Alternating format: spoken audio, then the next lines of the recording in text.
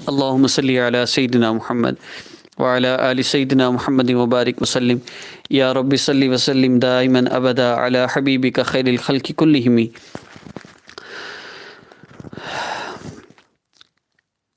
ہمارا آج کا عمل عزت کے حوالے سے ہے۔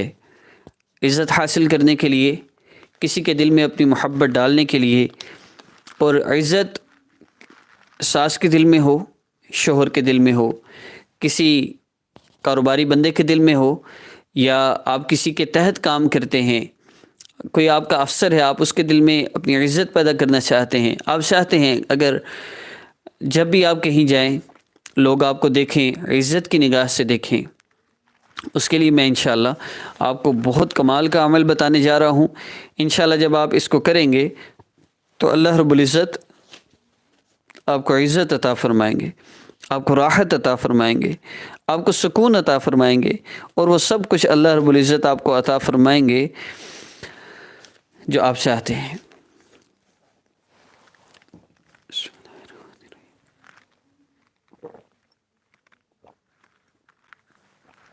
الحمدللہ۔ اللہ رب العزت نے مجھے آپ کو ہر طرح سے، ہر طرح کی نعمتیں عطا فرمائی ہیں۔ سر کے بالوں سے لے کر پاؤں کے ناخنوں تک ایک ایک نعمت کا ہم شکر ادا نہیں کر سکتے، لیکن ہمارے لیے دو کام ہیں۔ ایک تو ہم اللہ رب العزت کی نعمتوں کا زبان سے شکر ادا کریں، دوسرا ہم اللہ رب العزت کی ایک ان نعمتوں کا اپنے اعمال سے بھی شکر ادا کریں۔ یہ دونوں چیزیں بہت ضروری ہیں۔ دیکھیے، اللہ رب العزت کو راضی کرنا بہت آسان ہے۔ ایک ماں اپنے گھر سے بھاگے ہوئے بچے کا اتنی شدت سے انتظار نہیں کرتی جتنا رب تعالیٰ اپنے گناہگار بندے کی توبہ کا انتظار کرتے ہیں۔ تو اللہ رب العزت کو میں اور آپ راضی کر لیں بہت آسان ہے۔ تو اگر آپ چاہتے ہیں آپ عزت حاصل کریں تو یہ بات یاد رکھیے، ایسا کبھی نہیں ہو سکتا کہ ایک انسان اللہ رب العزت کی نافرمانی والی زندگی گزارا ہو، اسے عزت مل جائے۔ گناہ جیسا بھی ہو، چھوٹا ہو یا بڑا ہو، جتنا بھی ہو، وہ کبھی نہ کبھی، فوری نہ صحیح، کبھی نہ کبھی آپ کی زندگی میں بے سکونی کا ذریعہ ضرور بنتا ہے، بے راحتیں چھن جانے کا ذریعہ بنتا ہے، اور پریشانی اور مصیبتوں کا ذریعہ بنتا ہے۔ ایک بزرگ کسی وجہ سے بہت پریشان ہوئے، ایک دم ان پہ حالات آنے لگے، تو انہوں نے اللہ رب العزت سے دعا کی، اللہ میرے یہ حالات کیوں؟ میں تو کوئی گناہ نہیں کرتا۔ فرمایا، اللہ رب العزت کی طرف سے الہام ہوا کہ میرے بندے، تو نے فلاں موقع پر گناہ کیا تھا، اس گناہ سے تو نے توبہ نہیں کی تھی، اس گناہ کی وجہ سے آج تیری یہ پکڑ ہوئی ہے۔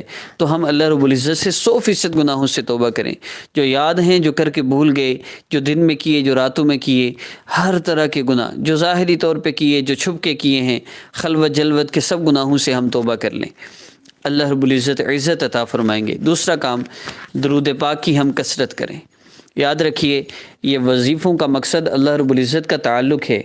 دیکھیے، آپ کسی بادشاہ کے پاس جاتے ہیں، آپ کو پتہ ہے بڑا مہربان اور بڑا رحیم بادشاہ ہے، آپ اس کی نافرمانی میں لگے ہوئے تھے، آپ اس سے جا کے صلح کرتے ہیں، اپنے گناہوں سے توبہ کرتے ہیں، اس بادشاہ کے پاس جاتے ہیں، آپ اس سے صلح کرتے ہیں، پھر جب آپ اس سے مانگتے ہیں، آپ کہیں گے بادشاہ سلامت یہ دے دیں، یہ دے دیں، یہ دے دیں۔ یہ تو مطلب ہے، صرف آپ اس بادشاہ کی تعریف کریں، آپ تو ایسے ہیں، آپ تو ایسے ہیں، آپ کی کیا ہی قدر ہے، کیا ہی منزلت ہے، آپ ہمیں یہ عطا فرما دے تو آپ کا احسان ہوگا۔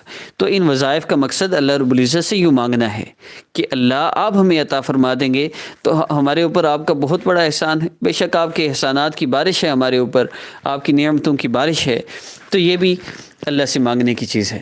تو وظائف کا مقصد اللہ سے مانگنا ہوتا ہے، اس میں شرائط ڈھونڈنا، اور جی یہ کب کرنا ہے، کس ٹائم کرنا ہے، کتنی بار کرنا ہے، کب کرنا ہے، یہ ضروری نہیں ہے۔ دو کام بس کر لیں، 100% گناہوں کو چھوڑ دیں، نہیں چھوڑتے تو چینج یور لائف کورس کریں، جو ہم واٹس ایپ پر اور چینل پر بھی یہ کورس موجود ہے، وہ کورس کر لیں، اس سے اللہ کا تعلق ملتا ہے۔ جو لوگ وظیفے کر کر کے مسئلے حل نہ ہوتے ہو نا، وہ کورس کر کے ہمارے اپلوڈ ہونے والے وظائف کو کریں، انشاءاللہ ان کے سب مسئلے حل ہو جائیں گے۔